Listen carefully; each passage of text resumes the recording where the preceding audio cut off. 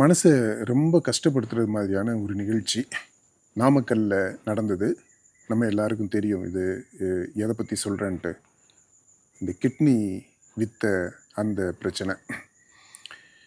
ஸ்டாலின் தான் வராரு, விடியல் தர போகிறாரு அப்படின்ற அந்த முழக்கத்தை முன் வச்சு தான் இந்த திமுக ஆட்சிக்கு வந்தது.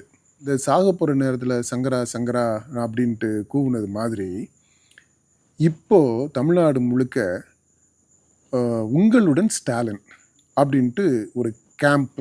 இந்த கேம்பில் மக்கள் மனுவா கொடுத்தாங்க பார்த்தீங்களா? அந்த மனுவை பார்த்தோம்னா மெஜாரிட்டி மனுக்கள் இந்த 1000 ரூபாய் மகளிர் உரிமை தொகை அப்படின்றத பற்றியதாக இருக்குது. இந்த 1000 ரூபாய்க்கு இவ்வளவு அடிதடி நடக்கிற நிலையில தான் பெண்கள், தமிழகத்தினுடைய தாய்மார்கள் இருக்காங்க, பெண்கள் இருக்காங்க, அவங்க குடும்பங்கள் இருக்குது. இதை நம்ம உணரணும். இப்போ பாருங்கள், வறுமையின் காரணமாக பாலியல் ரீதியான தொழில் செய்கிறாங்க, உடம்பை விற்று. அது ஒரு பக்கம். இன்னொரு பக்கம் இன்றைக்கி நிலைமை எந்த அளவுக்கு போயிடுச்சுன்னா, அந்த பாலியல் ரீதியான தொழிலை விட மிக கொடுமையான, மிக ரொம்ப ரிஸ்க் எடுக்கக்கூடிய, உயிருக்கே ஆபத்தை விளைவிக்கக்கூடிய ஒரு இதுங்க இந்த உடல் உறுப்புகளை விற்கிறதுன்றது. அதில் எவ்வளவு ரிஸ்க் இன்வால்வ்டு. ஆனால் ஏன் அந்த மாதிரி செஞ்சுருக்கிறாங்க? இன்றைக்கி நிலவரத்துக்கு நீங்கள் பாருங்கள், இந்த உடல் உறுப்புகளை விற்கலாம் அப்படின்றது சட்டப்பூர்வமான உரிமையாக மாறிடுச்சுன்னா, அப்படி அங்கீகரிச்சிட்டாங்க அப்படின்னா, லட்சக்கணக்கான பேர் அவங்களுடைய உடல் உறுப்புகளை விற்கிறதுக்கு தயாராக இருப்பாங்க. ஏன்னா அவ்வளவு தூரம் குடும்பங்களில் வறுமை இருக்குது.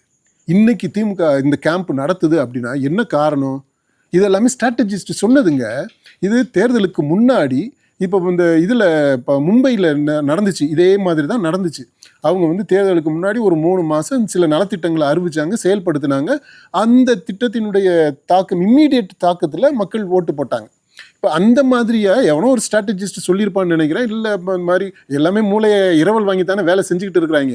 எவனோ சொன்னா அப்படின்றதுக்காக கடைசி நேரத்தில் இந்த நலத்திட்டங்களை மக்களுக்கு 1000 ரூபா 2000 ரூபா ஏதாவது அவங்களுடைய தேவைகள்லாம் நிறைவேற்றுற மாதிரி பண்ணிட்டு நீங்கள் ஓட்டை வாங்கி ஜெயிச்சுட்டு திரும்ப ஆட்சிக்கு வரணும்னு பார்க்குறீங்க.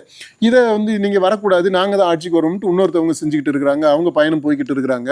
இப்படி நீங்கள் அரசியல் தான் பண்ணுறீங்களே தவிர மக்களுடைய வாழ்க்கையில் விளையாடத்தான் செய்கிறீங்களே தவிர மக்களுடைய வாழ்க்கை, அவங்களுடைய உயிர், அதுக்கு உத்தரவாதம் தர்றது மாதிரி எவனுமே எதுவுமே செய்ய மாட்டேன்றீங்க.